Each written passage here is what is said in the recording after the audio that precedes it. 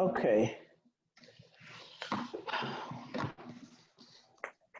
Hi, Tiki. I think I've spoken to everybody else. Let me get, okay, she got in, great. Greetings. Greetings, how are you, my sister? I'm great. You almost got left out there in the garden. I know. No, not today. But I'm glad I'm in. I'm glad you're in too. So we're gonna start at 6:30 sharp. And our main, when I say main person, we're all important, but Jimmy hasn't arrived, but I'm sure he's coming. I did communicate with him. Hey, Osiris, he's on. And some of our groups not gonna get on, but that's okay. Dr. Williams, where are you? Okay. So if anybody is going to host a watch party to stream it live, we'll start at exactly 6:30. And so get your devices together. Oh, it said Arkansas Public Policy is live now. So it went live a few minutes early, so. I just posted it. I can cut it though if you'd like. I can cut it and redo it 6:30. Yeah. Oh, you gonna cut it? I can if you'd like. Devices together. Well, I hear me talking. Arkansas Public Policy is live now. Now, how do I, Margaret, so how do I host a watch party? Hit share? If you'd like. I can cut it and redo it 6:30. Oh, you gonna cut it? I can if you'd like. Do I hit share, Margaret? Hold on just 1 second. Now, how do I, Margaret, so.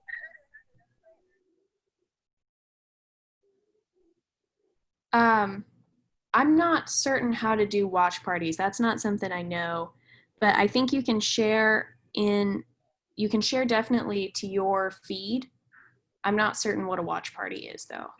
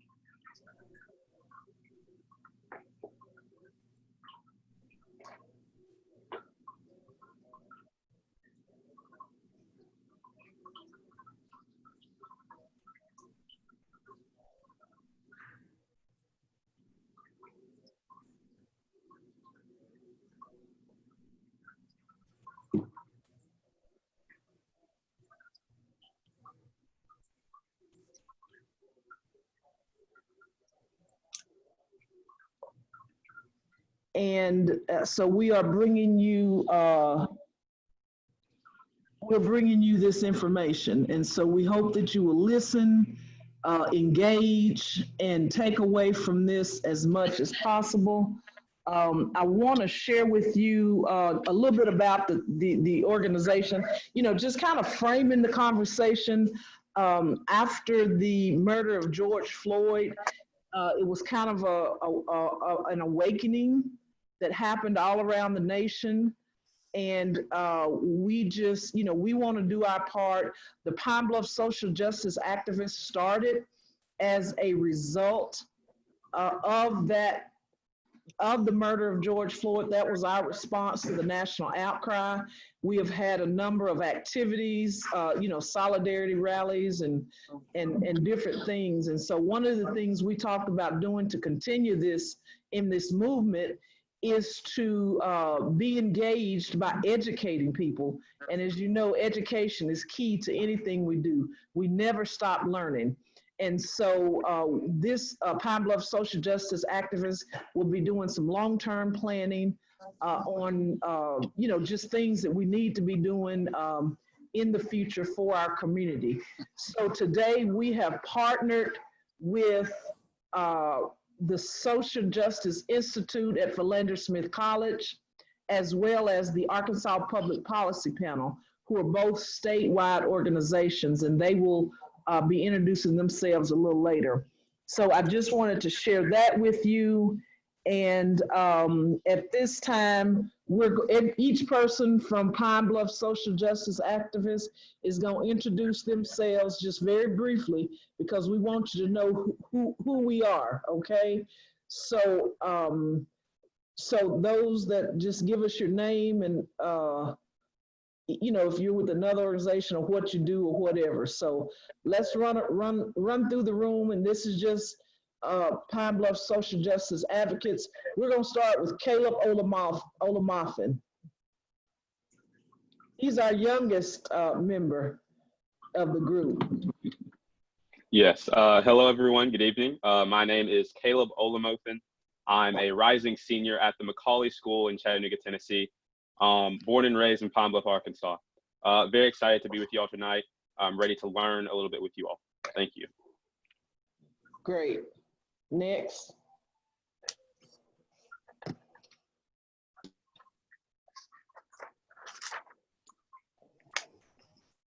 Hi, my name is Vivian Flowers, State Representative, serving in my third term, 6th year, District 17, all of which is located within the city of Pine Bluff. I'm very happy and proud and delighted to be working with you all on such an important issue. Thank you. Thank you, Representative Flowers. Next. Hi, my name is Ebony Kendrick. I am a senior at the University of Arkansas Pine Bluff, also a mother, concerned parent. I'm also a former government employee for federal, the university, I'm sorry, not the university, but the U.S. Department of Homeland Security. I've also worked in the past with Jefferson County down at their communications area. So I am especially happy to be able to partake in this conversation today.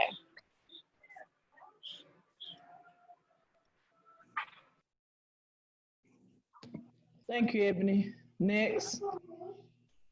Hi, I'm Shauna Spears, psychologist and educator, social activist here in Pine Bluff. And I'm very glad that we're having this very important conversation because it affects so many of our youth and our elders. Great, thank you, Shauna. Hello. Okay, Tiki. Hi, my name is Tiki Hunt, and I'm the Director of 4-H Youth Development at the University of Arkansas at Pine Bluff, and I serve on our National 4-H Access, Equity, and Belonging Committee with 4-H, as well as our Extension Coming Together for Racial Understanding Committee. Great, thank you very much, Tiki. We'll be talking to you all later, not in this broadcast, but another broadcast about that racial understanding, some things we want to do in Pine Bluff, in the government sector and the private sector. So stay tuned, because we got a lot of things we're talking about and planning. Thank you, Tiki. Anybody else on here from Pine Bluff social justice activists? Kanita, can you join in? I know she's driving. So let me intro her. Kanita Ridgel. She is in communications journalism. She is a graduate of the University of Arkansas at Pine Bluff. She is currently the communications director for Little Rock Water Reclamation Authority. So thank you, Kanita, for being on. Like I said, she's driving and may not have the best signal. Also, that could not be on OB, and I can't, Shauna, say his name for me, Shauna. Help me out, sister. Obafemi Kinsadeli, L. Right. So OB, Yeah. I call him OB. He had another obligation that came up at the last minute. He sent me a message. He can't be on. And then Michael McCray is also a member. Now, I hadn't heard from Michael McCray. I'm gonna put him out there. He may be trying to get on. So, but anyway, Michael McCray. And then also who couldn't get on, who has another obligation is Joshua Hunt. And Joshua is also one of our young members. Joshua Hunt just graduated from Pine Bluff High School, and he is headed to Morehouse College in the fall. So he's busy. He's got his hands full, and he said he was overextended for this evening. So we're gonna give Joshua a pass. So we got Dr. Margaret Williams has made it in, and Dr. Williams, we're just going through doing brief introductions.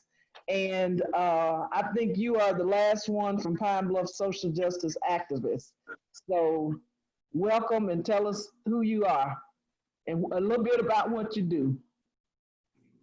Hey, thank you, and glad to be in, and just happy to be a part of this group, this awesome group of young people who are passionate about social justice, and to just hopefully I can be sharing, make a difference with them.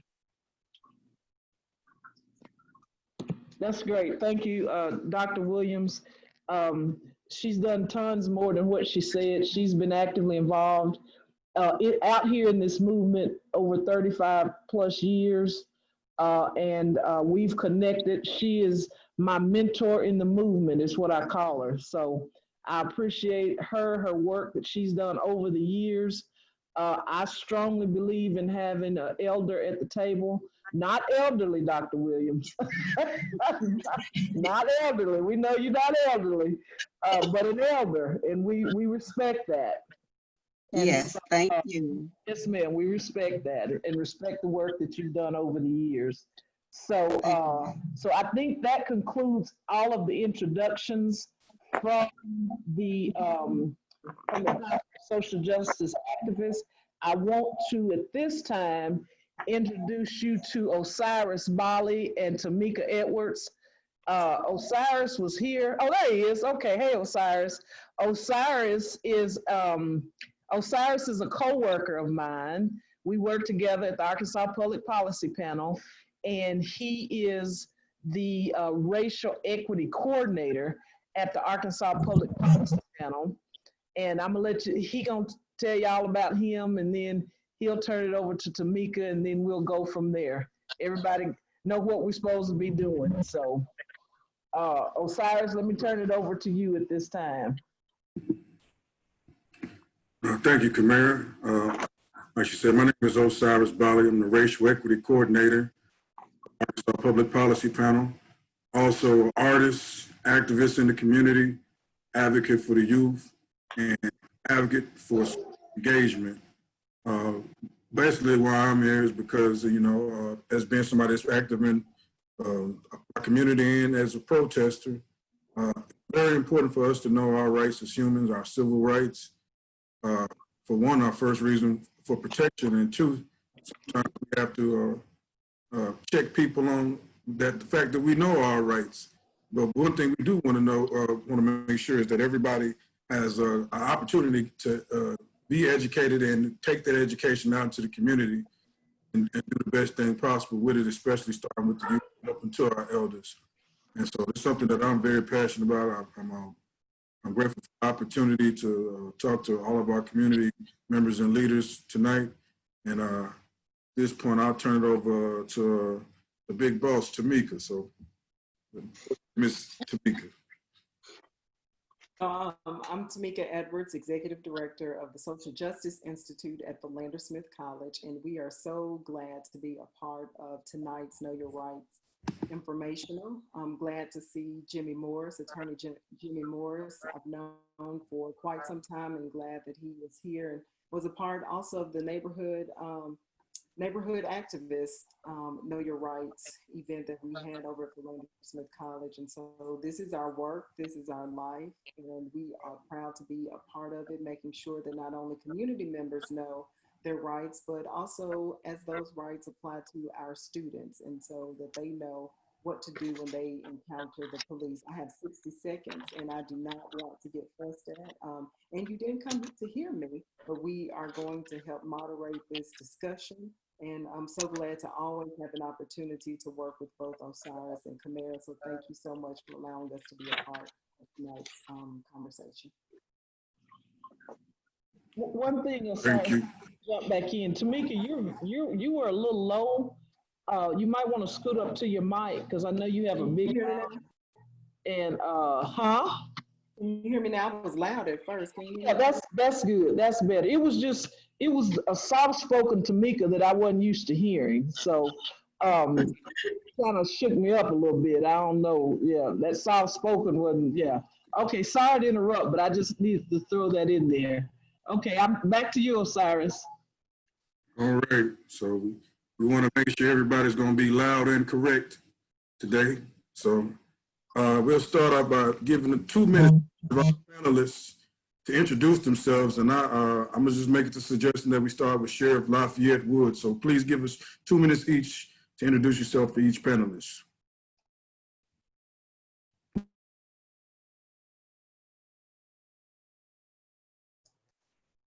I apologize. Thank you, Osiris, and also thank you, Kamara, for putting this on, and all the panelists and those who are part of this this initiative.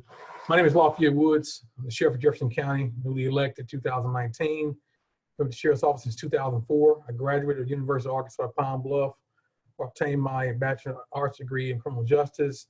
Went on to Liberty University in Lynchburg, Virginia, where I obtained my MBA. And so I'm very proud to be part of this discussion. I'm very happy to be a part of this this organization, and give some insight from a law enforcement perspective.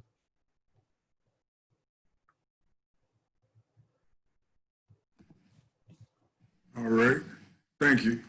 And our next Chief Deputy Shirley Warrior. Yes, thank you. I'm Deputy Chief Shirley Warrior. I'm a 29-year veteran with the Pine Bluff Police Department. I'm married with one child, and she's 36, and one grandson, he's 14. So I believe in this cause because I got a young black male that's growing up. I've been here for, I'd say, 29 years. I've been under 10 chiefs and 2 interim chiefs during my career. I'm a graduate of the University of Arkansas at Pine Bluff, and also my husband. So I love Pine Bluff, and I love the people in Pine Bluff. Thank you. All right, thank you. And our last panelist, Attorney Jimmy Morris. You turn your mic on, please. Started talking, and y'all can see my lips were moving. First off, let me thank you all for inviting me. It is a real honor to be here, and I really appreciate the fact that when y'all think about helping citizens with their rights, you think of me, and so I really do appreciate that. I have been practicing law for 13 years. I started off in the law office of the great John Walker, and it was an honor just to hold his briefcase or run files to the courtroom or pick up that ancillary case that he was too busy for and help citizens, and I've been doing it ever since. Graduated from University of Arkansas at Fayetteville for law. I went to UAPB for about a year. Tamika was one of my classmates, and no matter how great she gets, I never let her forget the small people she comes from. And then I graduated from the University of Arkansas at Little Rock. I have an associate's degree in law enforcement. I have a bachelor's degree in criminal justice, and I have a bachelor's degree in politics. I really do enjoy helping people gain knowledge and gain experience and to be able to utilize their constitutional rights. I usually start out by saying the First Amendment, but really all of them. And so as the great Charles Hamilton Houston says, a lawyer must be a social engineer or he's a parasite on society. And I never want to be a parasite. So I try to help socially engineer to help people grow.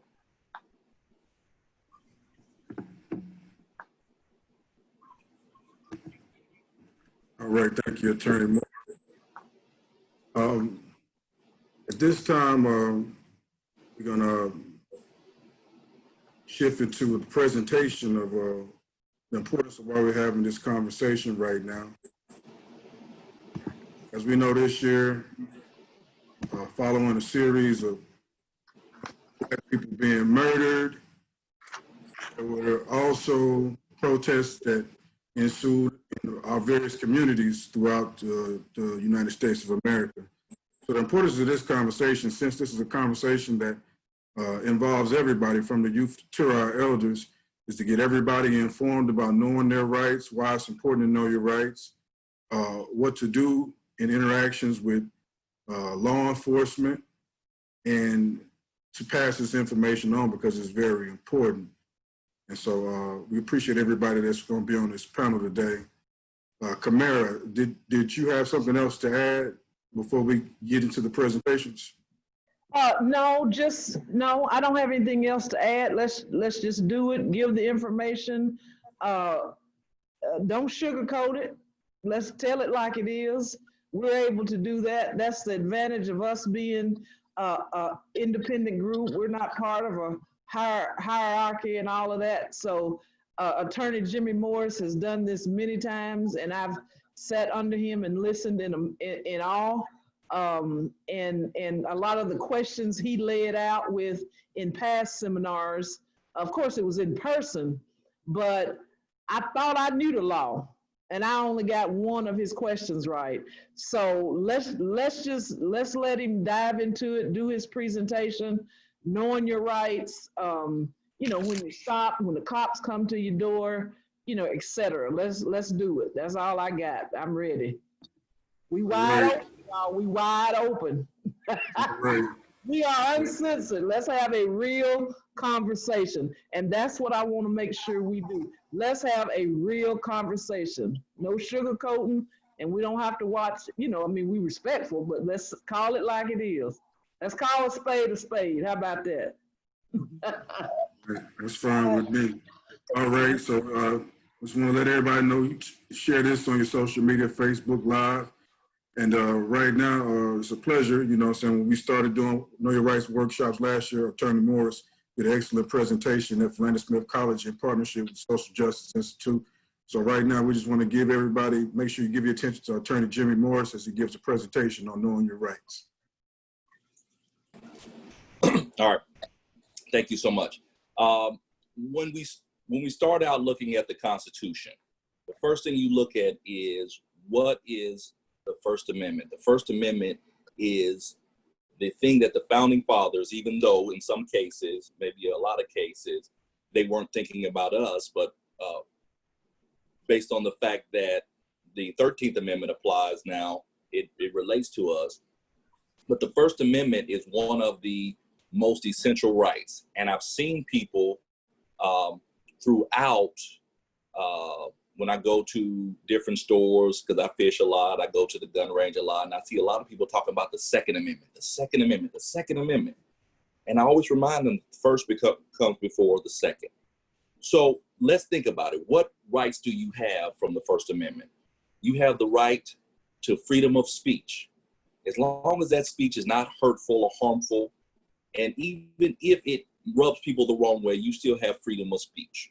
Now, you get to the point of hate speech or threatening speech, you can't yell fire in a crowded theater.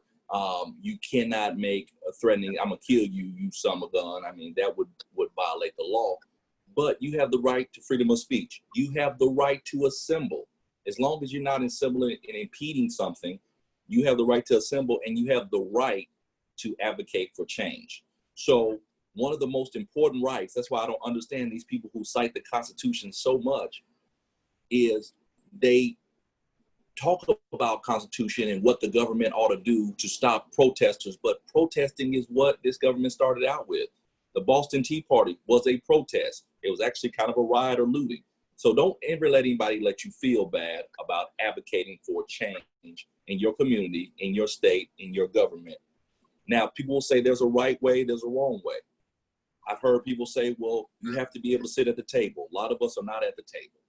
I've heard people say you got to be able to demand it succinctly, but I've also heard Martin Luther King state that riot is the voice of the unheard. And so when a person's unheard for so long, they tend to act outside of the scope. Now, that's just my soapbox. I will start in on the rest of it. Once you come into contact with the police, there's a thing called the Fourth Amendment. The Fourth Amendment makes it to where people have the right to a certain amount of privacy. So without a warrant, government or police agents may not search your home, your office without consent. And I'm going to put an earmark in that on consent and come back to consent in just a minute. And you have the right to refuse to let them. Now, let's be reasonable. We are angry as hell at what happened to George Floyd. And we're angry because as many times as I've done these seminars, I've said, survive the encounter, survive the encounter, survive the encounter. And it's obvious at this point that surviving the encounter is very difficult because even if you submit sometimes, you may not survive the encounter. But I will still say it because I'm re-inspired by John Lewis in Good Trouble. So I will keep saying, survive the encounter. Do what you can to survive the encounter without getting yourself in bad trouble, and understand the difference between good trouble if you can. Now, police are not allowed to search your home, your office, even your car without consent unless there is what we call an exception to the warrant requirement. An exception to a warrant requirement. What is an exception to a warrant requirement? Well, the exception to a warrant requirement would be that there is something that gives them a higher level that allows them to violate what would be your Fourth Amendment right.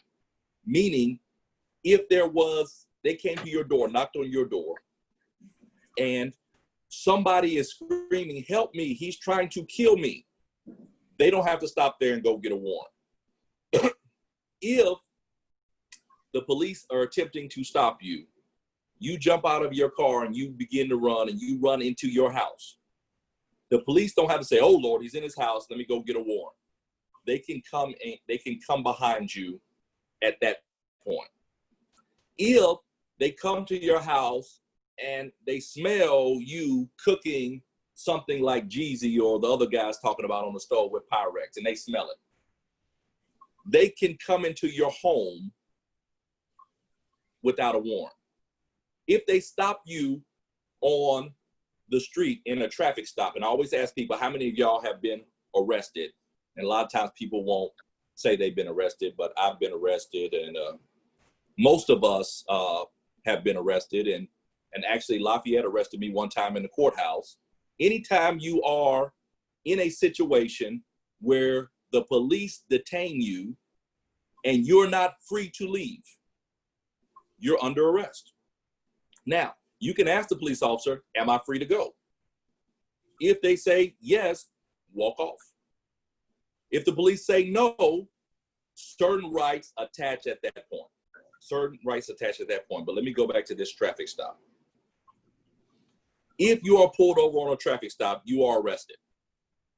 You're arrested. They have a certain amount of time in which to do a liberal investigation, give you a ticket, or get probable cause to continue the search. In Arkansas, it's 15 minutes unless something opens up to give them a little bit more time. So a police officer pulls you over, says, the reason I pulled you over, madam or miss or sir, is because you were speeding. At that point, you are detained. You can't just drive off. If you drive off, that's another crime, fleeing or resisting, however they decide to deal with that. You are detained. You are not free to go.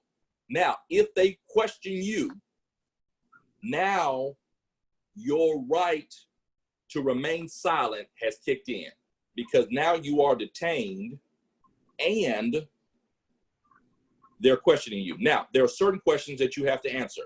What is your name? You have to answer that. If they ask you for something simple like identification information, date of birth, because some of y'all are a second, a third, a fourth, a fifth. So date of birth may clear up. I am a junior. My son is a third. So if he says Jimmy Morris, they may say, what is your date of birth? Let me make sure you're not the 60-year-old guy, or you're not the 40-year-old guy, or you're not this guy.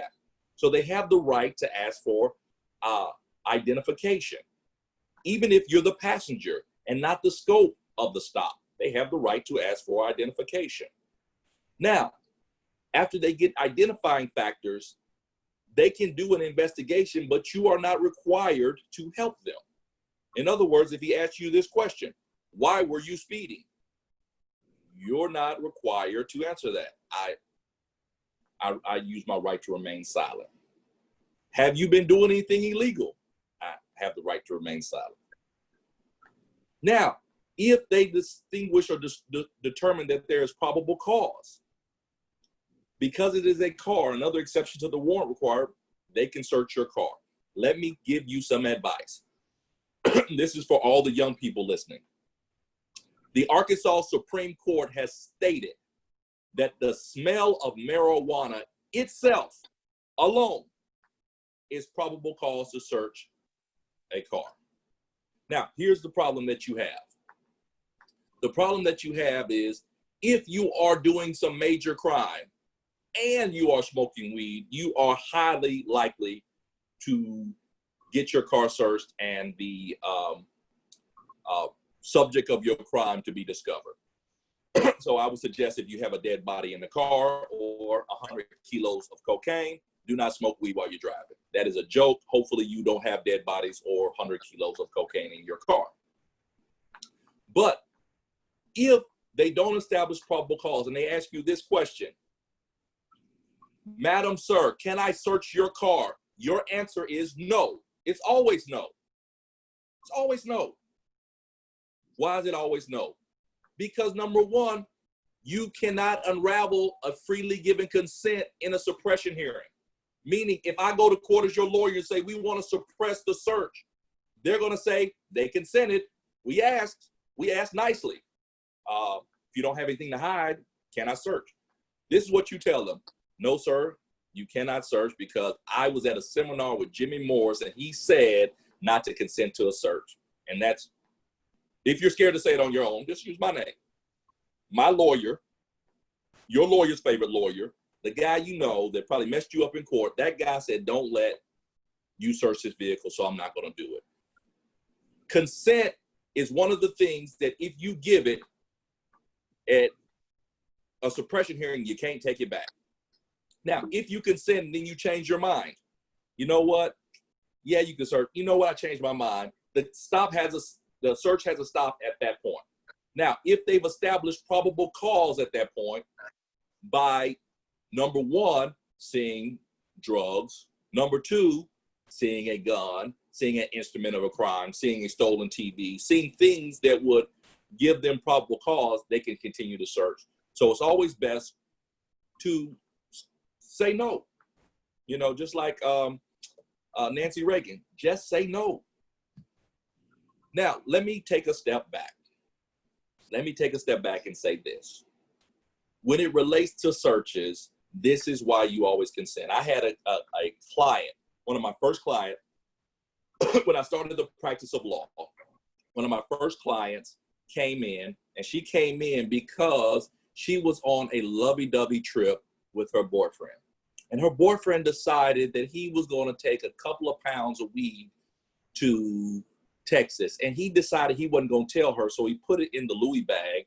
He put the Louis bag in the back of the Mustang, then put another bag on top of the Louis bag, and then that's where her little bitty dog, a Shih Tzu or poodle or something, sat on top of the bags.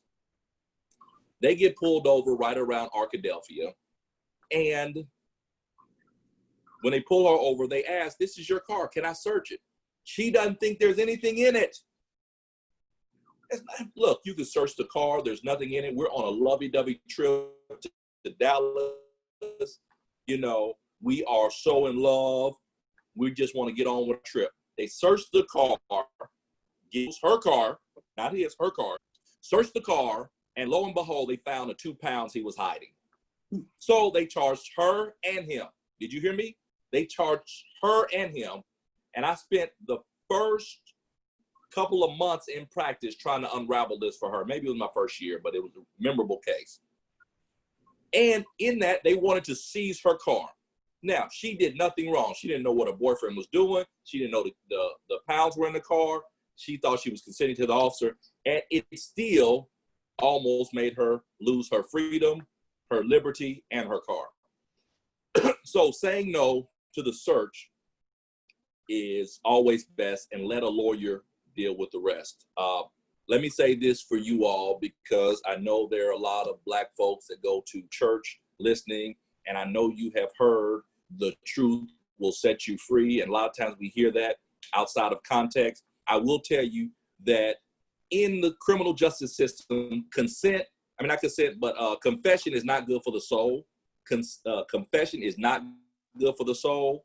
And I will say that the truth sometimes will not set you free. Sometimes the truth will give you life in prison. So you might want to be careful with your freedom of telling the truth. And I've heard too many cases of mothers dragging their sons down to the police station and say, boy, just tell them the truth. It'll be okay, just tell them the truth. And that confession is what ended up getting them a long sentence. So now,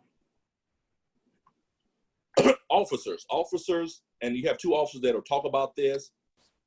Officers or police are geared towards getting people in trouble. They're not geared towards getting people out of trouble. What I mean by that, I'm not saying that police are bad. That's not what I'm saying.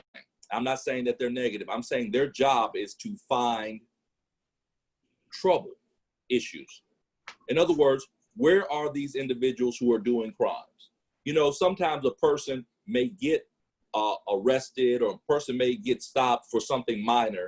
And what do they yell out? Why don't you go find some real crime to stop? You know, that's what citizens expect for police, to be looking for crime.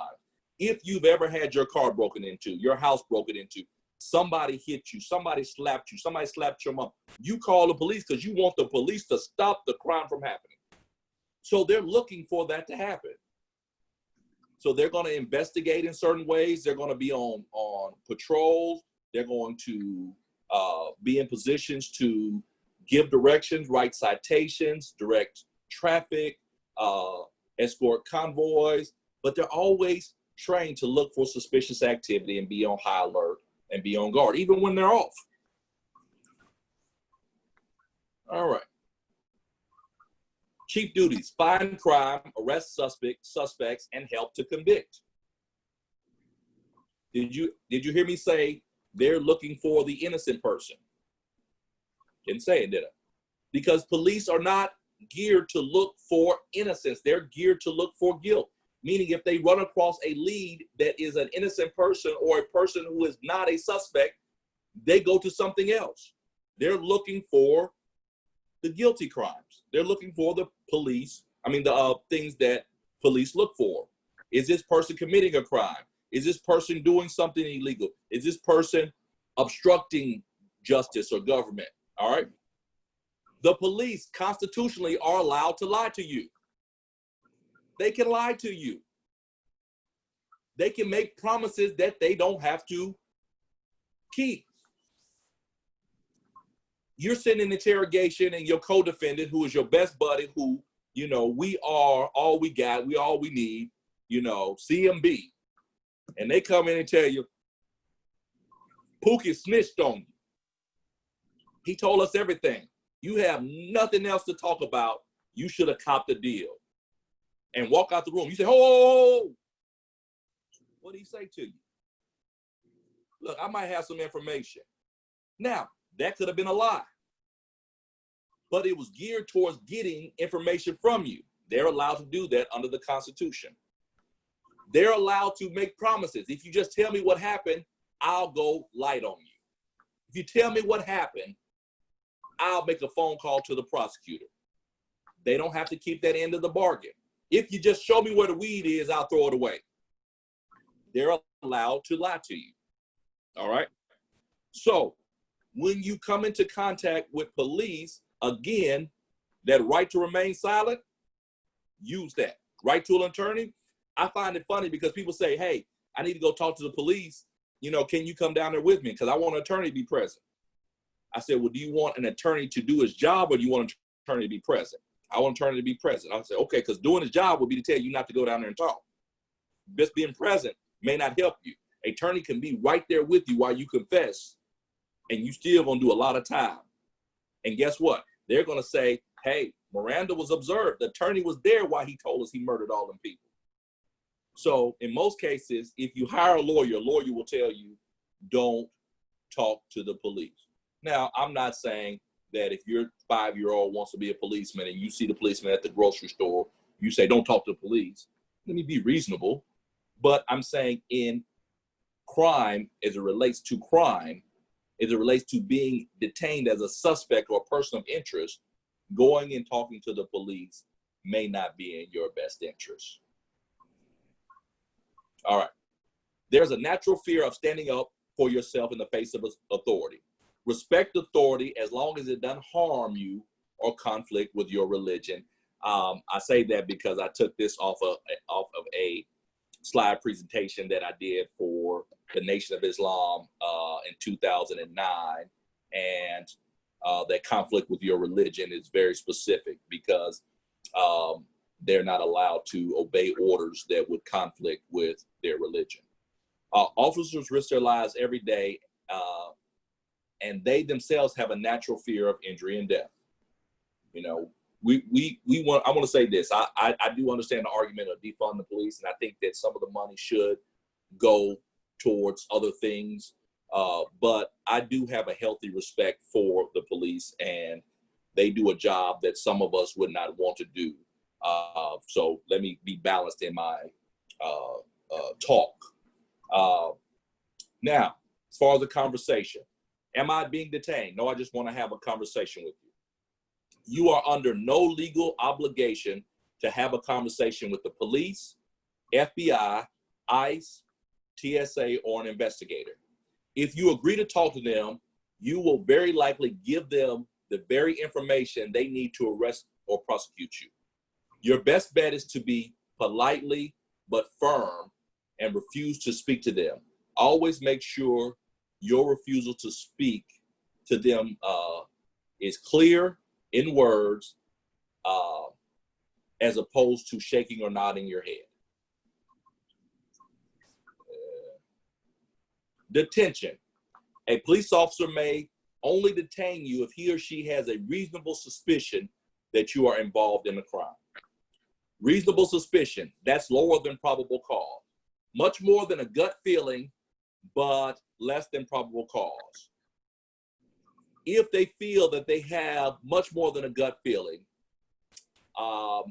then they can detain you for a reasonable amount of time to determine if you have been involved in a crime. They also may, what we call Terry stop. Terry stop means they can take you briefly and they can search you for weapons on the outside of your clothing. If that outside clothing search makes it to where they believe you have something in your pockets, then they can do a more interior search. They have to have a reasonable, articulable suspicion. Sorry, I skipped down something. All right. What to do if you're detained? You do not have to answer questions about your immigration status or any other questions. In most cases, you have the right to a hearing before a judge, an immigration judge, before you're deported, or a judge related to the charges. If you are a foreign national arrested in the United States, you have the right to call your consulate or have the police inform your consulate of your arrest. See, this slideshow has been on the road. So if something pertains to you, kudos. If it doesn't, just take it with a grain of salt. Now, you have the right to ask, am I under arrest? Now, here's the deal. Here's what I used to call the $64,000 question. This is what when I was teaching college, I would ask my students, and I would take out a $20 bill, and I would say, hey, if you get this question right, I'll give you $20. Maybe once did I lose the $20, but over 100 of times I didn't lose the $100. And here's the question. Do the police have to tell you you are under arrest? I gave you the answer starting out because I asked you how many of y'all have been arrested. And I told you every time you're detained, you've been arrested. Anytime a police officer pulls you over on the side of the road, you've been arrested. And then once they give you a ticket, you've been released on your own recognizance, meaning you've been released on an agreement that you would show back up to court. The police do not have to tell you that you're under arrest. They merely have to tell you that you're not free to go. That's the minimum. And that's understandably if you ask. If you are arrested, you can immediately ask for a lawyer and you don't have to respond to the police inquiries. If someone is under 18, they have the same rights, but they normally have to be they normally have to have a parent or guardian present if they're going to be questioned. If you are injured, seek medical attention and take photographs if you have the ability to do so. If you're stopped for questioning, this is hard because here's the deal. Police have been trained for these situations. The everyday citizen has not been trained for situations like this.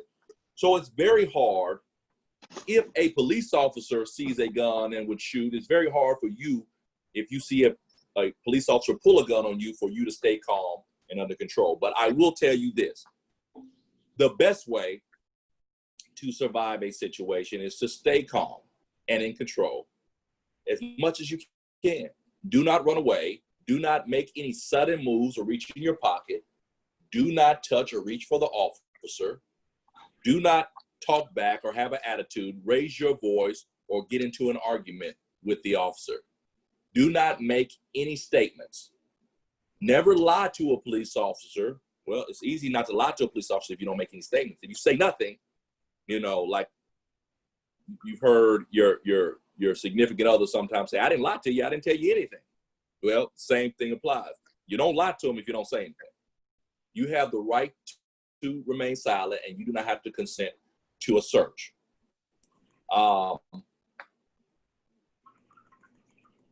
The best way, practically, I think, would be to do this is say, officer, I am not going to physically prevent you from searching, but I do not consent to a search. Officer, I am not going to physically prevent you from arresting me, but I do not consent to anything else. That, I think, is the most practical way to handle it, though I can tell you that in the times I've been arrested, I have not handled it as practically, but I think that because I was an officer of the court, and I think that because individuals knew that they weren't going to go as far as they probably would with a citizen on the street. But I would not suggest that my behavior would be your behavior, because sometimes it doesn't come across the same way. And I'm not saying do it out how I say and not how I've done, because when I've been in the car with my young son from as early as I can remember, I did it in a way so that if he was watching, he would not argue and he would not get killed by the police. So I have done it both ways.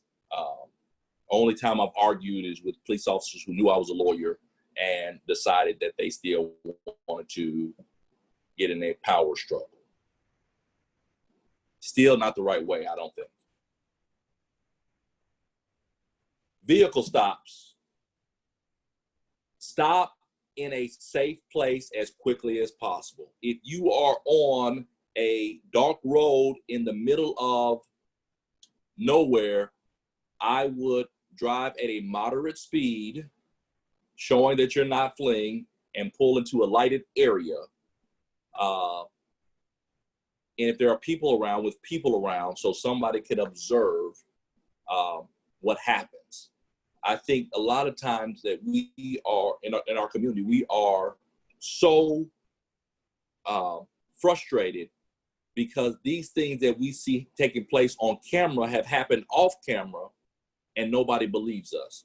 And I am guilty of that as a lawyer, not believing my clients when they said police have done things that were later discovered that the police have done things, or under the belief that police wouldn't do certain things and finding out later that they've done things. So go to a safe place as quickly as possible. Do not pull over in places that's going to cause you or the officer to be placed in danger. If you can stop, stop. Do not coast for several blocks. Do keep your engine running.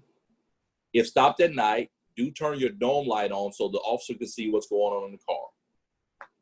Don't make any sudden movements, especially towards the floorboard, the rear seat, the passenger side, or the glove compartment.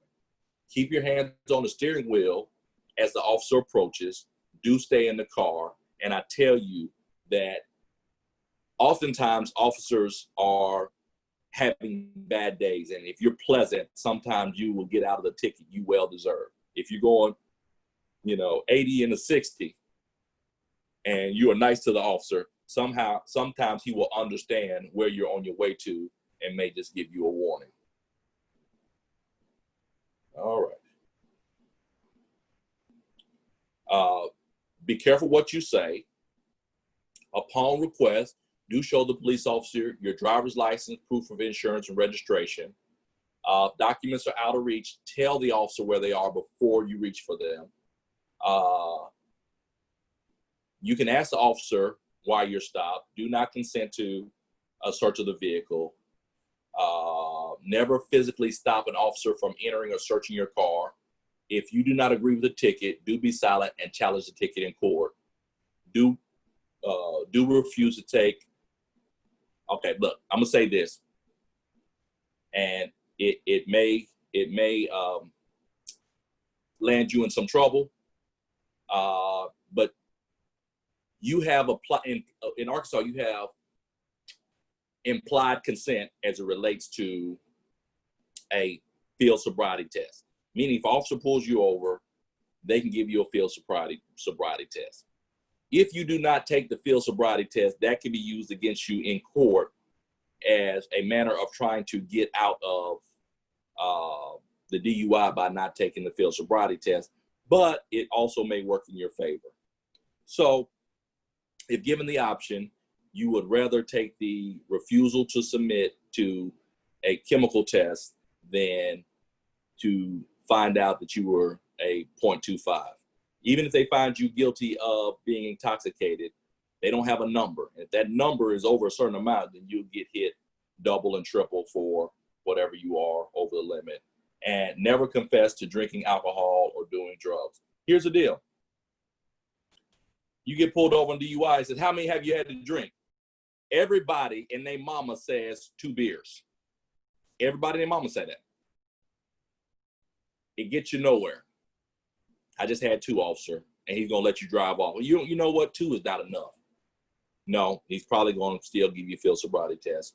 So at that point, I wouldn't confess to drinking alcohol or doing drugs. All right. If arrested, do not resist arrest. Let the officer know you're gonna remain silent. When they're executing an arrest at your home or office, do ask the officer to present the arrest warrant or have them slide it under the door so that you can look at it. Now, they don't have to do that. They have a warrant. They may come in on you. Do ask for a lawyer immediately. You have the right to make a phone call. And also, if you think you're going to be arrested, and this happens to too many people all the time, I guess since we are friends, I have become their lawyer. Now, there was no retainer amount given. There was no, hey, look, Jimmy, if I ever get in trouble, I'm gonna call you. There's merely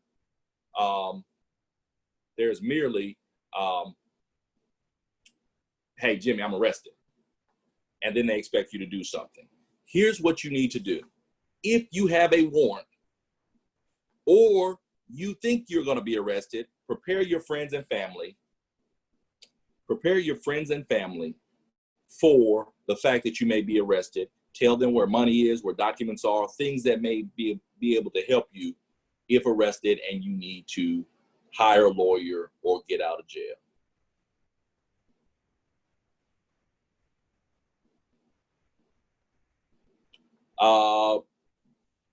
Let me say this. I have been hired by people on several occasions, and on those occasions that I was hired by people, I was hired to go talk to somebody that was already in interrogation. And here's the problem. You have to assert your right to an attorney in Arkansas. An attorney cannot assert your right to an attorney for you.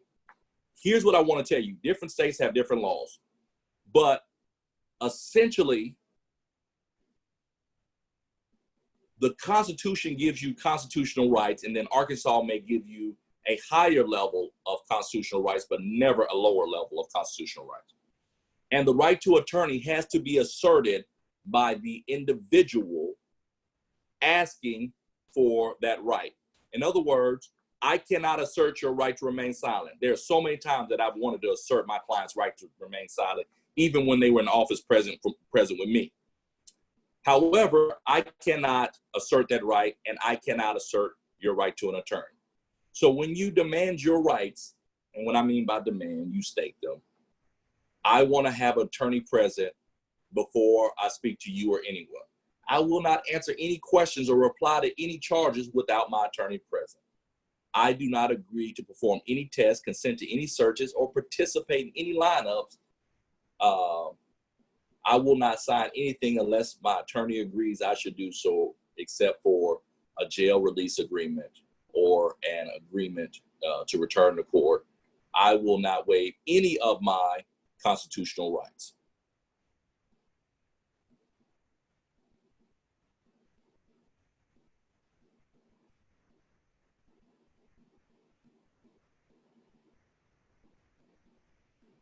All right, now let's deal with a couple things, and then I will ask the moderator if they need me to keep going or if they want me to be open to questions. All right, so let's deal with the house issue real quick. They cannot come in your house without a warrant. They cannot come into your house with an arrest warrant for somebody who doesn't live there. If someone lives there, an arrest warrant is sufficient. If they do not live there, they cannot come in your house with an arrest warrant for someone who does not live there. They can come in your house with an arrest warrant for someone that lives there or a search warrant. Make sure that when you are allowing them in, that you have done your best to look at the warrant. If the warrant is wrong, then it can be argued in court. If they have the wrong address, it can be argued in court, but don't physically restrain them. All right. The other thing related to a search is this. If the police come to your door and you open a door and they see the dead body sitting on the couch and the cocaine sitting on the table, that sight in and of itself would be what they call plain sight, and then they would be able to come in without a warrant. So if you open the door for a police officer, please make certain that you don't have any incriminating evidence that they can see, because then that is an exception to the warrant requirement. Can you record the police? Well, the law in 38 states says you can record the police. There, I believe now, is a Supreme Court case that says you can record the police. When recording the police, you cannot get in the middle of their investigation. There is a certain amount of space that you ought to have. And with these new camera phones, I mean, this iPhone 11 XYZ, I mean, you can zoom in from a long way. If you're going to record the police, please openly record them. In some cases, it may stop them from doing stuff that they would do to a citizen. In other cases, they may put their hands in their pocket, lean on somebody's neck, and tell you can do whatever you want to do. That's just the nature of where we are right now. If the cop is telling you something that relates to you dealing with recording them, such as you can record me, but stand 10 feet back, then remain that particular distance. Now, here's the deal. Legal observers and press, there's a federal case that just came out that says police and federal, I guess police, for lack of a better word, have to respect the fact that press and legal observers are present and should not or cannot detain them, etc. They have the right to be there. If you are a legal observer, lawyer, law student, if you are press, make sure you have your credentials where they can see. You do not have to share your video with the police. If you capture a video of police misconduct or brutality, you don't have to share that with them. You can avoid being identified. You can anonymously upload it. You can send it to a lawyer. You can send it to the press.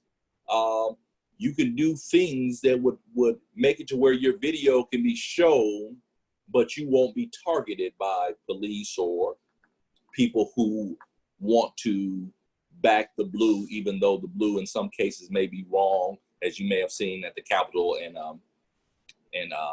Little Rock. Those individuals may target you for having the video, so you may want to anonymously give it. Be prepared to be arrested. A lot of times, they may arrest you just to try to intimidate you. I remember the great John Walker was arrested in Pine Bluff while he was observing a young man being arrested. I also remember he was arrested here in Little Rock by watching a young man being arrested. Won't say he was using his camera phone because he didn't know how to do that, but he would sit and he would observe. And I remember the meme or the caption that came up, "I'm just here to make sure you won't get killed." So you may be arrested. Also, your technology, you may want to upload your video. You may want to live stream your video. You may want to share your video with someone else so that if the police take your phone and try to delete it, it's already uploaded. And last but not least, do not point your camera like a gun. Do not give them the ability to say they thought you had a weapon and shoot you. So that is the extent of our presentation. Of course, the way the law works and the way that I've done this in the past, especially on my Facebook page, is I've broken this out into hour-long sections, and I've gone for hours and hours. But before I do that and chew up everybody's time, I want to ask, number one, is there anything I haven't covered that needs to be covered? Two, is there anything that you need to know about or want to know about that I can cover briefly? Or three, how would you like me to proceed? Okay, that was awesome. I'm asking the moderators if they would please come back to the screen. Thank you. And so that was excellent. We could go much longer, but I know everything is time sensitive. So I'm gonna turn it over to our moderators, Osiris Bali and Tamika Edwards, for some questions. All right. Thank you. And a lot of good information, and like you said, a lot of this stuff can't be talked about in just an hour. You know what I'm saying? There's so many questions, and there's a lot of information to break down and understand. And so we want to encourage everybody that's the viewers to send in your questions and let us know if you have questions for not only Attorney Morris, but Sheriff Lafayette Woods and Chief Deputy Shirley Warrior, because we want to make sure that we get as much information as we can. So my first question, I don't know if anybody else has ever thought about this, but I thought about it a lot of times. With the Sandra Bland case, one thing I remember about that case was when the officer came back to the car prior to her getting arrested, he asked her why she was upset. And then, of course, she didn't want to talk, but she told him why she was upset. And in the midst of her talking, put out her cigarette. Said she refused to. And the first words out of his mouth was, "I'm giving you a lawful order." As far as I know, I've seen people, except in areas where you cannot smoke, they're designated or whatever. I'm pretty sure if you don't have a child in the car, you're allowed to smoke a cigarette in your car. It's not illegal. So I want to know first off, from all three of our panelists, can they explain what a lawful order is for people out here who get stopped or are encountered with the police in a protest? They feel like they're not breaking the law, and it's up to them saying, "I'm giving you a lawful order," and they feel like they have a right to be doing what they're doing. What is a lawful order?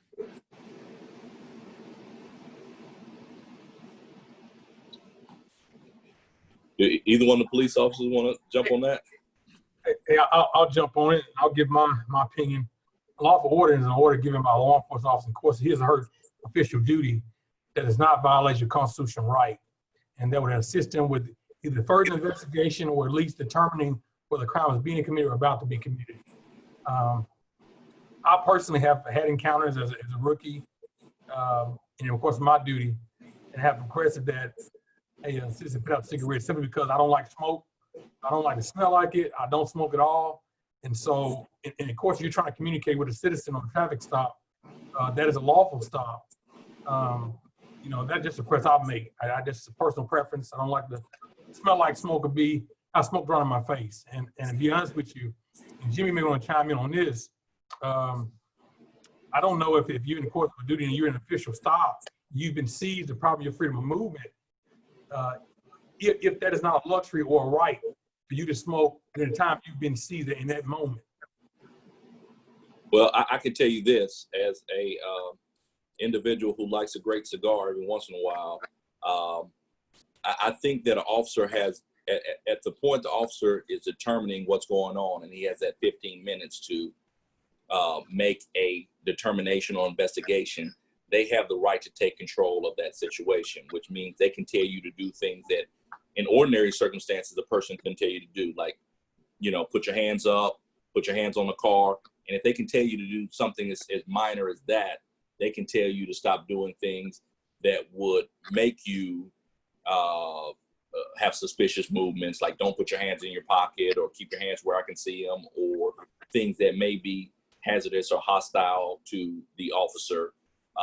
And so in that situation, even though she has the constitutional, legal, human right to smoke, at that point where they're trying to communicate and conduct an investigation, he would have the right to control that situation so that it does not get into something that would be out of hand or something that would harm him or her. And, one thing about it, if you've ever been burned by a cigarette, it's still, a threatening issue. So I think he has the right to ask that. What I don't think in that situation is that he had the right to escalate it because she wouldn't. But if you go back to my presentation, if you remember me saying, have a good attitude, be compliant. And I understand we've done that far and far too often, and we've been still got in trouble. But I think in that situation, legally, he would have the right to control that particular stop. And in that, he can tell her stop smoking. He could tell her stop drinking. I mean, it's a 15 minutes. It's a small time in the duration of life. So while he's trying to get his information and business done, he would have the right to tell her to stop doing certain things for a limited purpose. He couldn't tell her never smoke, never drink anymore. If I catch you smoking again, I'm gonna arrest you. But for that limited time, he would have the right to control that situation. And Osiris, I would probably like to add just briefly, that request is not it's mundane. It's not unreasonable for an officer to, and even in my opinion, when I've had those encounters, the reason why I've asked somebody to refrain from smoking during that time. But at the same time, in other cases, I've had individuals ask, could they have a cigarette? And I've allowed it. It kind of depends on the situation and circumstance around that stop. What I say in law enforcement, and believe it or not, I know that law enforcement encounters and stops of law enforcement, it is a stressful situation, a stressful experience for everybody.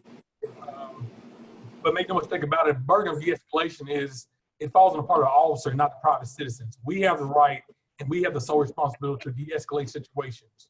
That's our responsibility. But the disturbing reality is that there are a lot of situations where people have done everything that been asked of them, and still yet they've ended in a serious physical injury or death.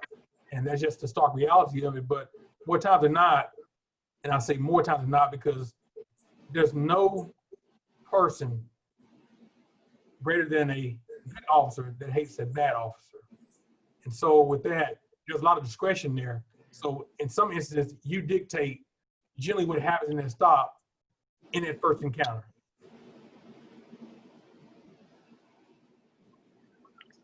So we have another question here, and Attorney Morris, you probably can help us with this. We have an attendee who has asked, she's a woman, can she demand that her Terry search be performed by a woman? Can a man officer give a woman a pat down? Here's the direct answer to that is she can request whatever she wants.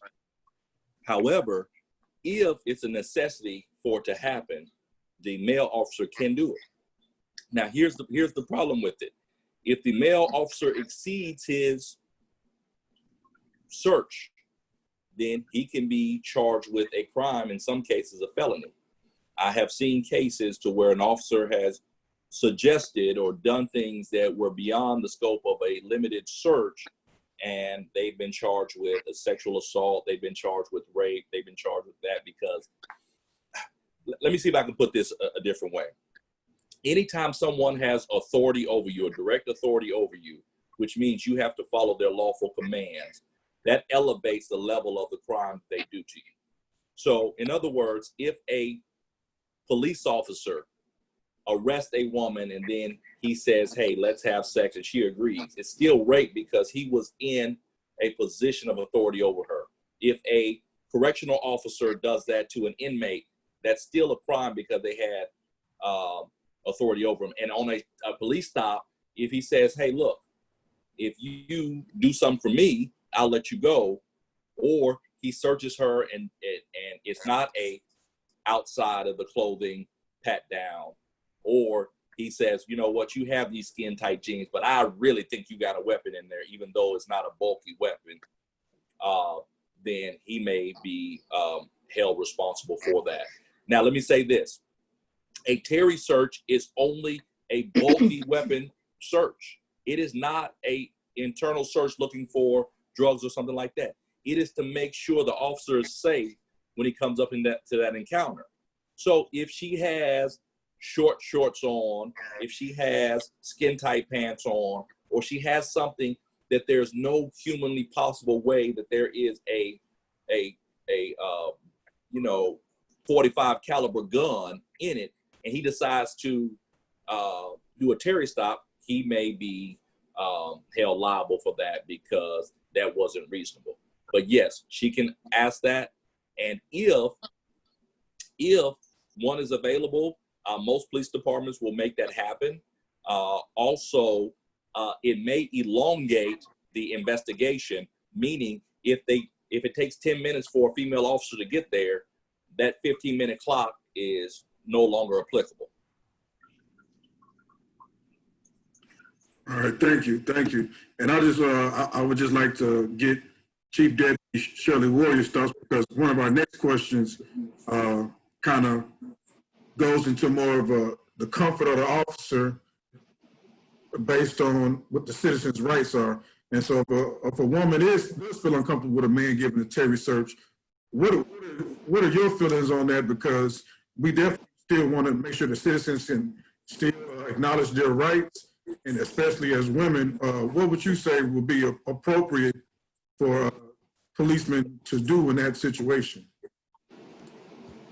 In Pine Bluff, we have our police department has maybe 40% women. So we wouldn't have any problem of calling a female officer to search a female. Like the attorney said, most of it just a frisk. So that's outside of the clothing. But if you ever go any further than that, then of course a woman will search them if we have one. But here in Pine Bluff, and we try to be, I guess my relationship with the community, since I've been here 29 years, is we engage in our community. That means is we try to build a rapport with them. So, you know, and I'm not saying that we don't have any bad officers. We got bad officers, we got bad lawyers, we got bad teachers, we have good people too. So I think, and like I said, I've been here 29 years, that we got more good than bad. Of course, we got some bad. So we try to do all we can for our community. And I always say, I tell people, drop a dime. I think the young kids now say, drop a name. But if we have any problems with our officers, we want you to drop a name and call the chief or call our internal affairs investigation. But other than that, we don't have any problem for the women. We got more women than we ever had in my police department to search, or if you're more comfortable with a woman being there, you can ask. Thank you. Thank you.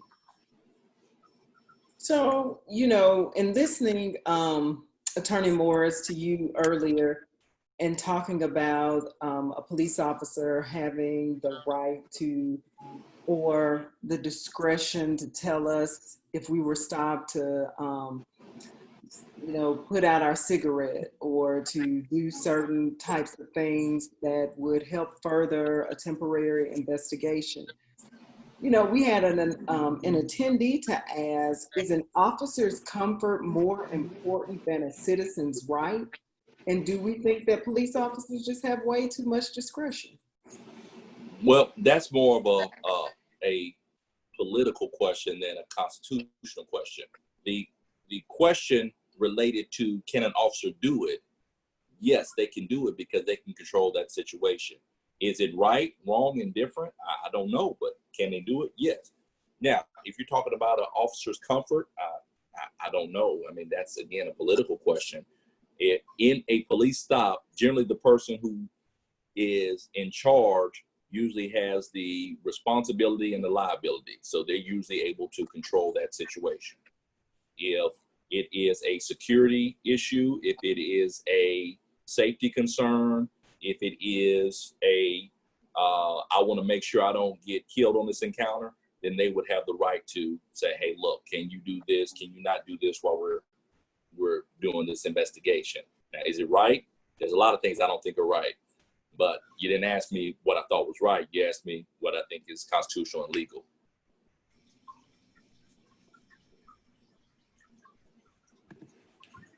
All right, the next question, and we'll see how y'all try to answer this because I'm very interested in this.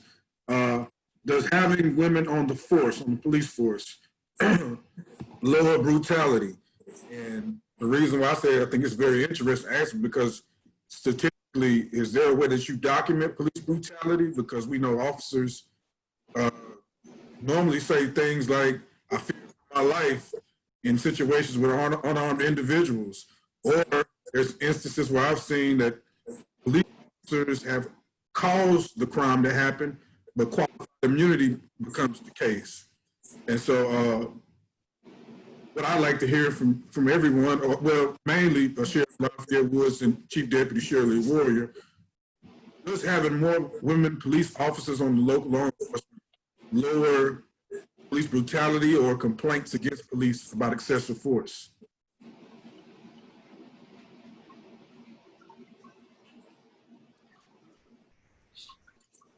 This is Deputy Chief Warrior. In our department, we does have less complaints on female officers than we do on male officers. And again, sometimes when we get power, we get a badge, we get a gun. Some of us think we got, I guess we God. We can, we beyond I guess the law would be beyond, we got power to, I guess, to be over you, such a way as, you know, quote, quote. So we make decisions like that, and we forget that who we are and what we are there to do to protect and serve. But most of the complaints, and if some people have good days and some people have bad days, some people you can talk to, and then some days you wake up and if you just say hi to you and they rub you the wrong way. But most of the time it's more complaints on male officers than it is on females, and probably because of their size. Thank you. Osiris, for me, I can say that I really can't definitively say whether or not that lowers the numbers, because we don't track that particular data or statistics. What I can say is that I don't think it comes down to male or female. I think it comes down to individual officer. Law enforcement is a job, a duty that is a calling. It's not something you just do and say whether or not I'm gonna see if it works out. There's a lot of investment on both sides. There's a lot of training involved in it. And so I think it's what's individual. If an individual has a malice in their heart, intent to do harm, violates people's constitutional rights, you know, law enforcement is not protected in that. They can infiltrate that. They may be a good candidate up to the point they're recruited and go through the academy, and to the point they start working, and then you start seeing those behaviors being exhibited. And to me, it didn't come down to a male or female. It comes down to whether or not what's in the individual's heart.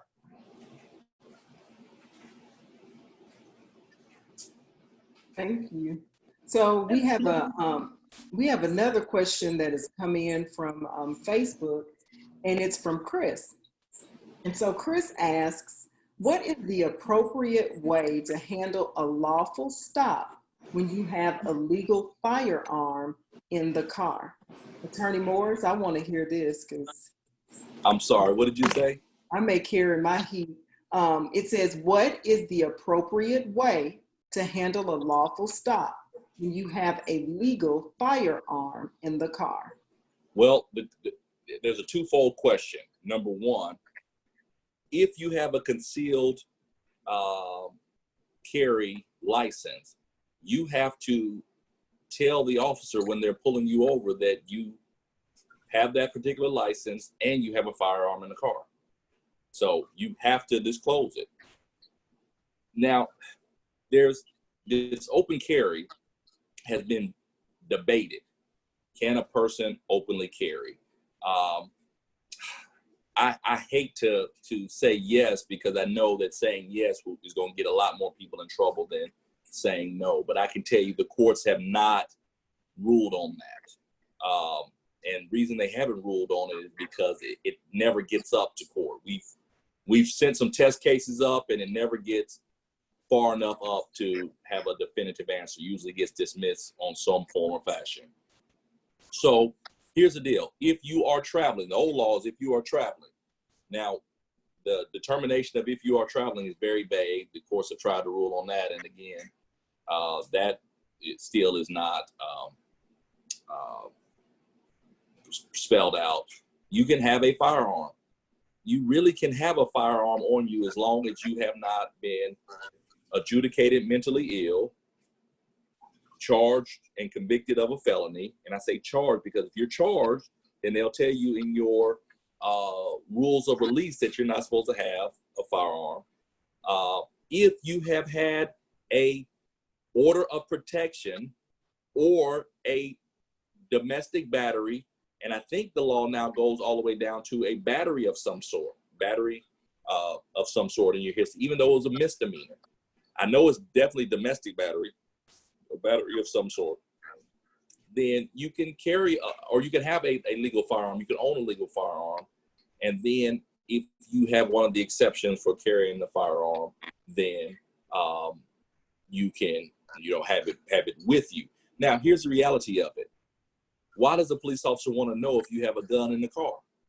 They want to know if you have a gun in the car so they can deal with the situation in a certain way. They may want you to step out of the car.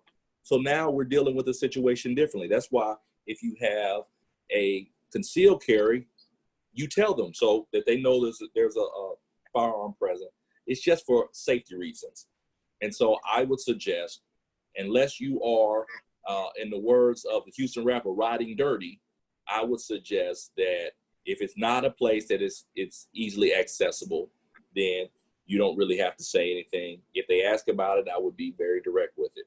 On any given day, you may catch me with a gun or two in the car because I go to the range a lot. I have found that since the American passport is not accepted anywhere right now, kind of like we used to think the American Express was, shooting bullets down range has been my getaway. And so any given day, I have a couple of firearms with me, but I usually keep them in the trunk. And if stopped, I will let them know, hey, I do have a long rifle and I just left the range. But you don't have to go to that extreme, but it probably is safer to, keep it away from where you could have drawn it. And if asked, to be specific about it and make sure that you have the legal right to carry it. And being able to buy it doesn't mean you legally can carry it. Just because you get past the FLL or you have not been flagged does not mean that you have the legal right to carry it. If you have had a domestic battery or adjudicated, or any of the things I mentioned before, and you're not allowed to have a weapon and you have it, you still could be charged with a crime. And let me say this, just FYI, if you have a felony and you get picked up with a gun, the state crime is what they call possession of firearms by a certain person. That is a D felony. It can get you 0 to 6.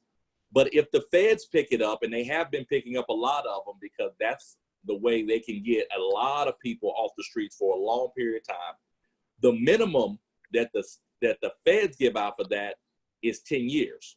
And you're going to do 85% of your sentence. So if you're not supposed to have a gun and you have a gun and the feds pick it up, it is a long sentence.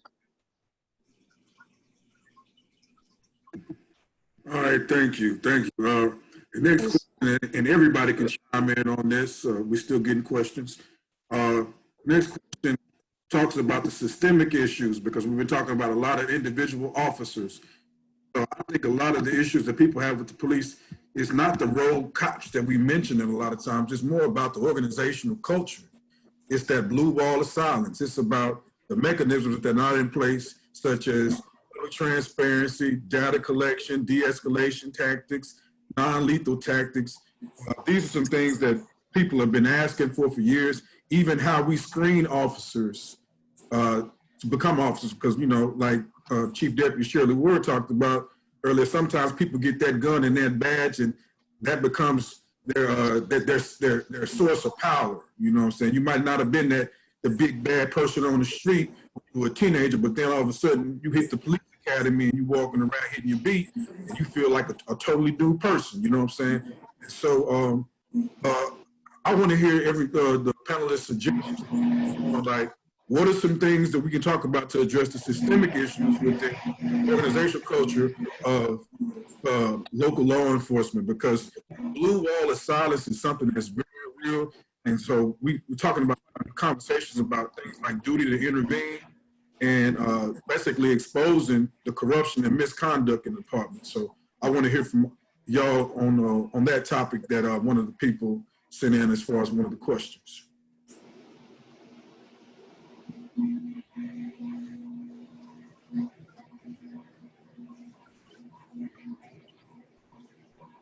I guess I'll go first. The Pine Bluff Police Department does have a policy in reference to duty to intervene. And we have a strong penalty for if we don't intervene. Intervene is if you see an officer mistreating a civilian, and mistreating a civilian is going to, we can go back to George Floyd, their knee on their neck, or them bad mouthing or cursing them, or them doing a chokehold, or spraying them unnecessary, or pulling a gun on them unnecessary. All that's in our policy in reference to duty to intervene, because you don't have, I think they call it, we don't have loyalty really to each other in this department. When I mean each other, I mean each officer. We got a loyalty and responsibility to our people, and our people is my grandson. He's out there. A police officer can stop him. you got a grandson, you got a child, you got a niece or nephew, and we out there stopping them. So we take it seriously here, or I do. And like I said, I've been here 29 years, and every division that I've been over, that I tell all the officers, it could be your brother. How would you want an officer to treat your brother or your dad or your mom? And you, when you go on patrol, you think about that. So when you pull, whoever you pull over, you think that they're your mother or your sister, and you treat them that way. But we do have a great chief here, and we do have, he do take it seriously when we mistreat our citizens, because we work for you. We are public servants. That's our job title, public servants.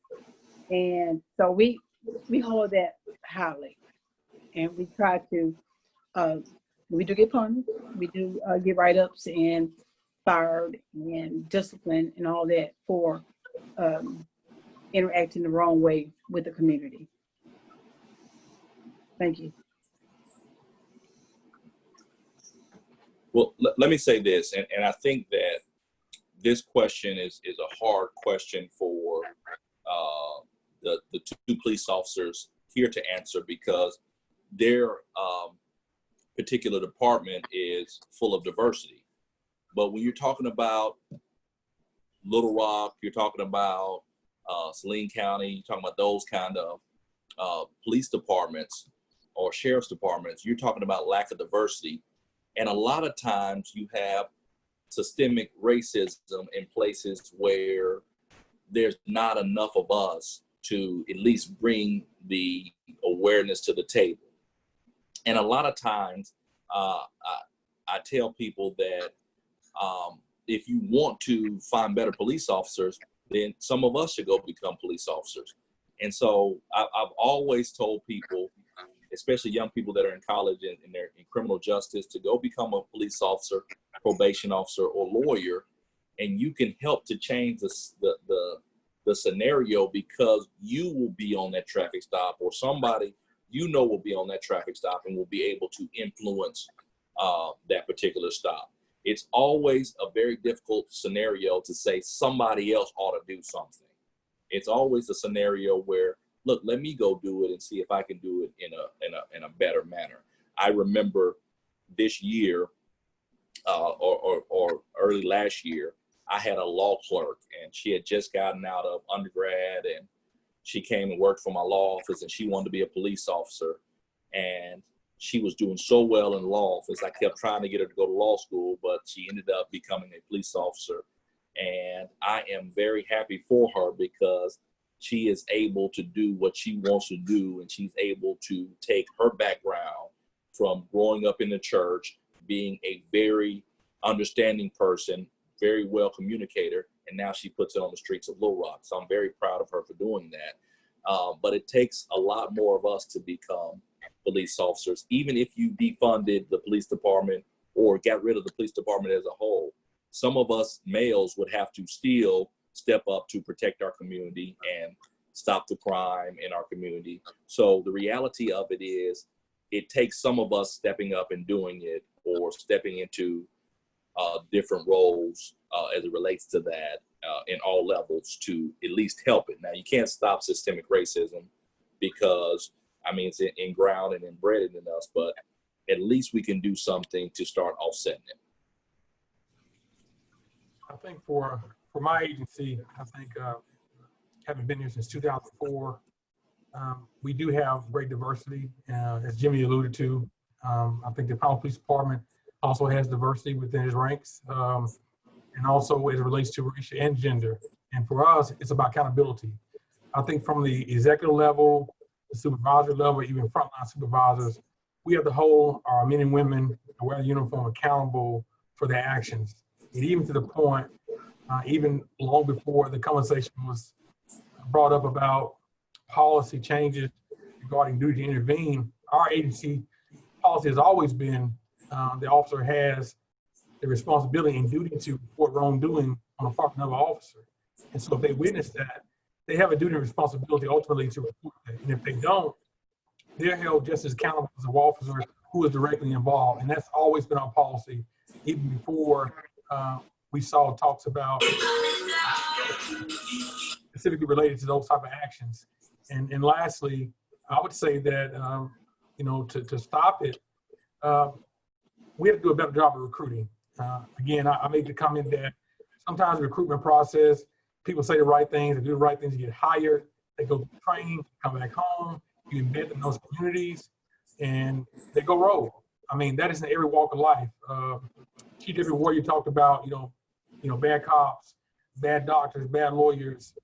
You know, it's just a society we live in, and that doesn't make it any less serious, but it's a shocking reality that you just have to focus more on the recruitment side and making sure that we do things like, it's not even necessary to me more training. They get training. Again, when you come back home, it's what you do with that training and what's in your heart. I think if we do things like focusing on increasing pay for officers and making sure that we can get or tap into the cream of the crop. We had a policy for a while that unless you live in Jefferson County, you could not work for Jefferson County Sheriff's Office. It's got to the point now, law enforcement as a profession is so difficult to recruit. We had to expand that to some degree. And so it's very challenging having to deal with this type of profession. Most people don't want to do the job, and the ones that are tenured, like Chief Deputy Warrior has been in, you know, over 2 decades. The sad reality is those people are retiring out. And so we get the millennials in, and law enforcement, public safety is not the same sexy, if you would, job or career that it used to be.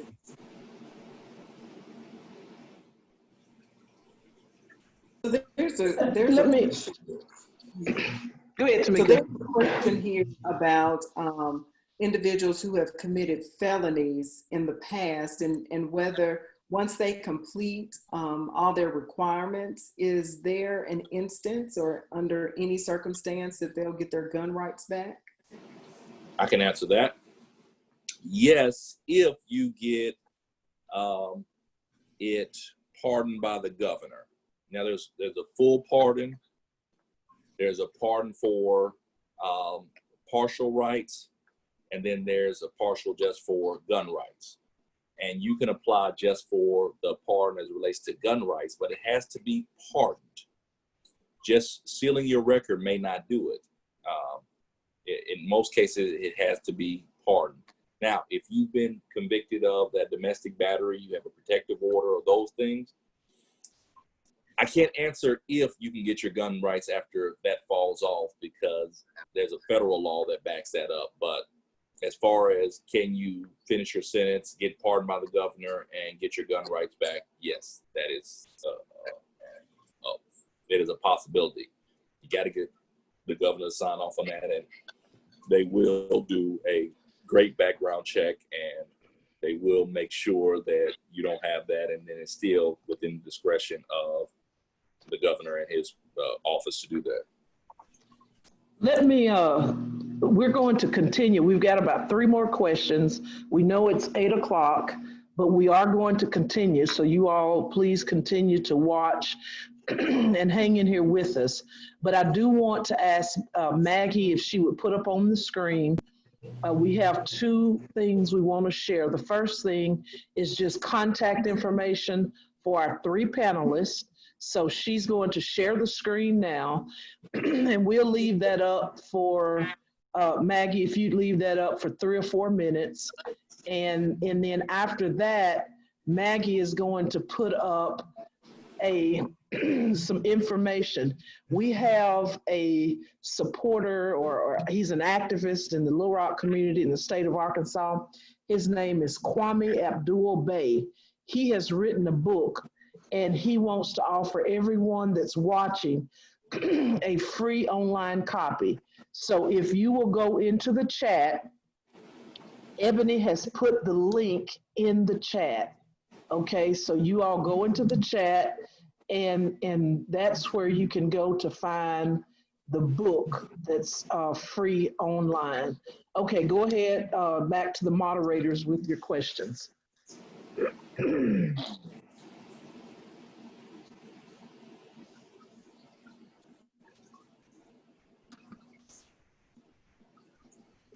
Or I guess, did any of the other Pine Bluff social justice activists that are on have any questions? I had a question. Okay, Ebony. Okay, Ebony.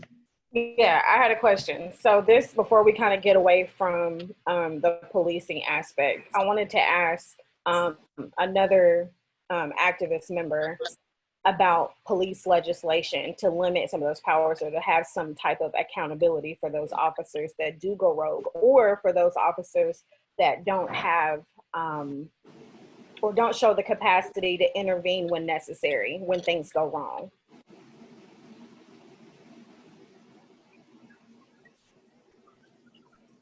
So I probably can chime in a little bit on this.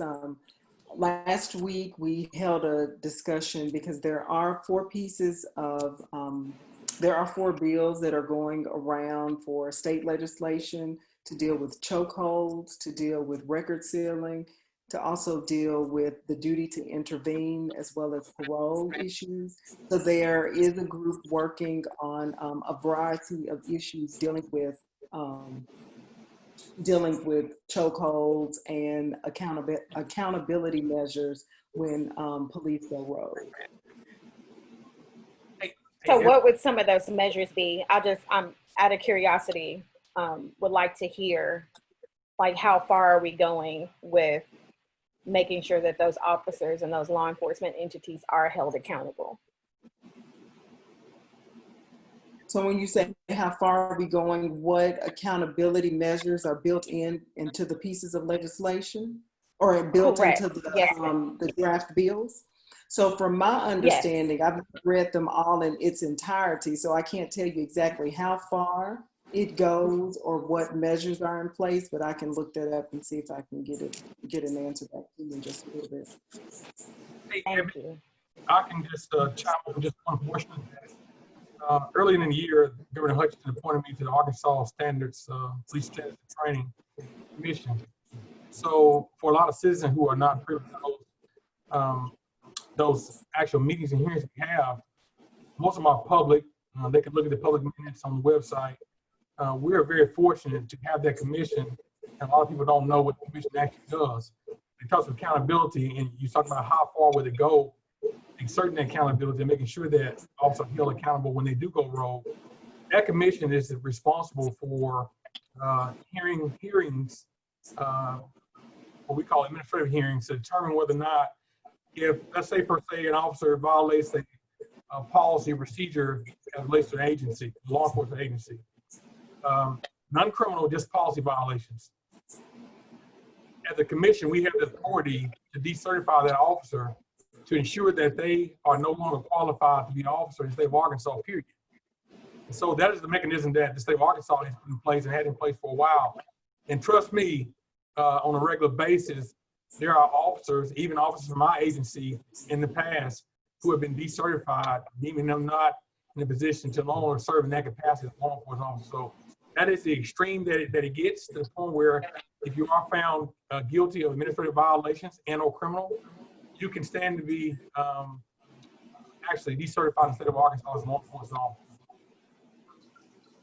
Thank you. I was really looking for something along those lines, because we know, and it's been common practice in a lot of places, not just here in Arkansas, but in other states, that an officer will, be guilty or found guilty of some type of misconduct and then simply resign, or they're fired, and then they're able to go get another job in law enforcement.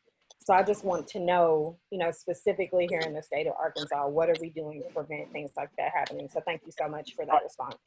One other thing, that mechanism that happens with that, and so it's a new mechanism. It's been around just for a minute, but let's say that there's an internal affairs investigation. The officer knows that he or she is about to be fired, and let's say they don't want to wait to the outcome of that internal affairs investigation, and they resign, just so they can do what you just said, move to another agency that's maybe smaller that could hire them. The agency in which started that investigation still has a right to complete the administrative investigation, but they also report if that officer, he or she, resigned at mid-internal affairs investigation, whether or not it was completed or not. So what happens is there's a registry. So if that officer is going to get hired in another law enforcement agency, when they do the background check, they're going to know that, hey, this officer left that agency, admitted an investigation, which is going to prompt them more time than not to do a further investigation as to why that person left. So it's not something that's being hidden to another law enforcement agency.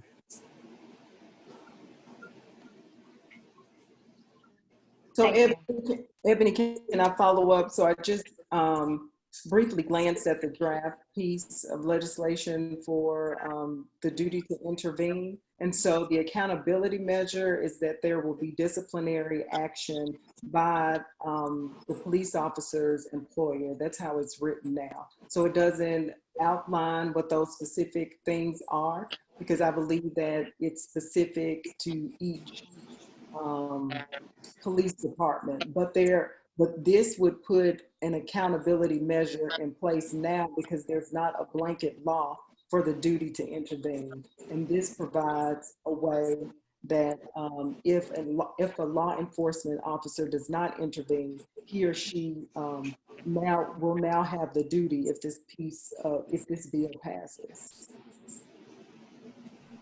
Awesome. And I guess just a follow-up question for our law enforcement components on the call. Do you support legislation from, like, do you see it as overreach, or do you feel like there's a need for legislation to regulate a duty to intervene? For our agency, we have no problem with, again, even before the topic of duty to intervene policy, our policy has always been the officers have a duty and responsibility to report wrongdoers on a department officer, especially if they witness that directly or indirectly. And so we absolutely don't have a problem with it. The Pine Bluff Police Department doesn't have a problem with it either. But also, we don't reference the legislation. Some people need legislation to do right.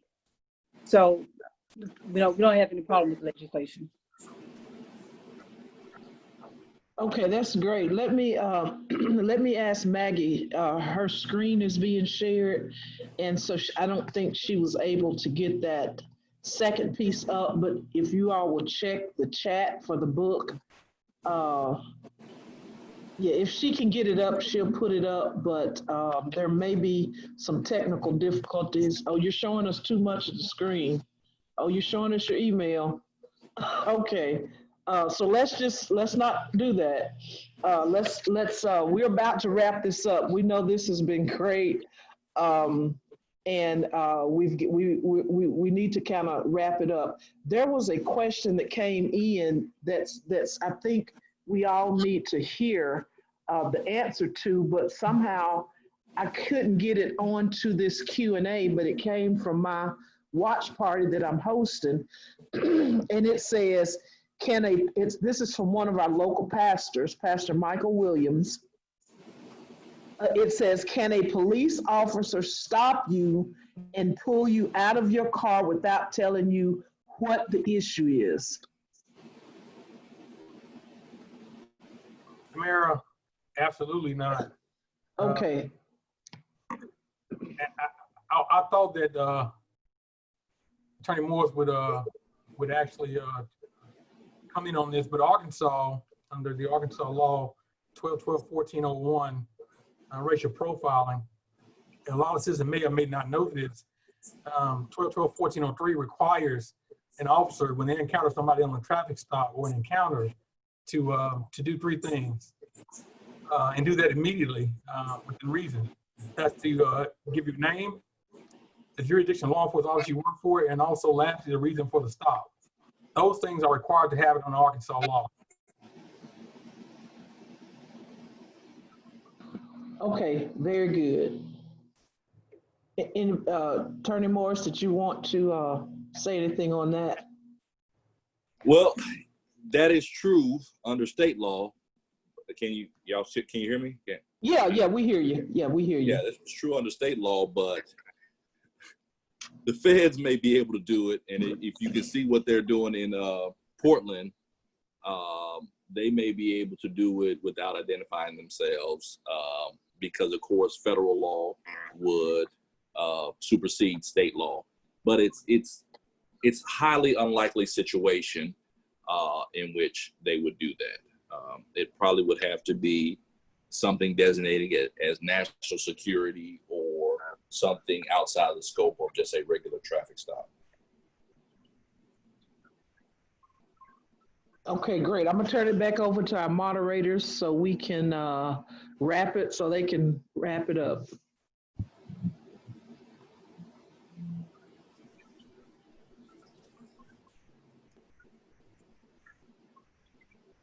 I'm looking at Osiris and he's looking at me. So, All right, y'all better get it together. got to get it together. Oh, Well, yeah, I was just trying to get back to the agenda on the, to make sure I didn't leave anything else. Yeah, I needed to get back to my tabs. So I didn't know what to do. Thank you. We're still sharing the screen. Make sure we didn't leave anything off. But well, I'd just like to wrap up by saying I want to thank all the panelists for participating from Pine Bluff Social Activist Group and our panelists, Chief Shirley Warrior, Sheriff Lafayette Woods, and Attorney Jimmy Morris. These conversations, I would just personally like to add this personal to it. These conversations probably need to happen more because every time we don't get to all the questions. And so, so there's still so many questions that need answers, but, the more we continue to do this education, the more we find out ways to we put the practices out there to limit the powers or the impacts of certain policies in our communities. And so, those are some good questions. And I think we just all need to be mindful to pay attention to what's going on during this upcoming legislative session, to see that the policies that they'll be talking about and the bills they'll be talking about to put in place to help reimagine what law enforcement looks like in the state of Arkansas. So that's just my personal tidbit.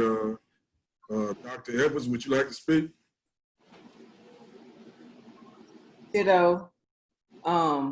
Pay attention to, I will always say to pay attention to public policy because they provide the pathways for us to have change. If we don't have policy in place, we cannot have the type of accountability that we need to have. And I believe public policies are the initial steps for us to actually see the change that we want to see and that we want to implement, because public policies are conditional tools.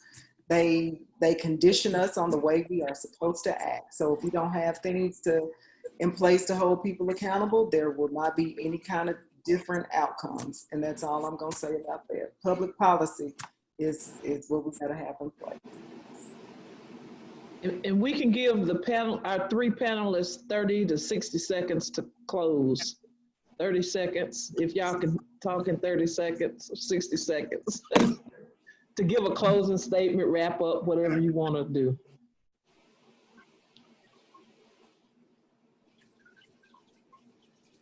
Okay, well, nobody's gonna step up. I'll step up first. I usually make my my opening statement long and my closing argument. I mean, my opening statement short, my closing statement long. But go for it. Go for it. And no, in this case, I'm going to be very brief. I just want to thank y'all for inviting me. I have never in my 13 years turned down an invitation, and I wasn't going to start today.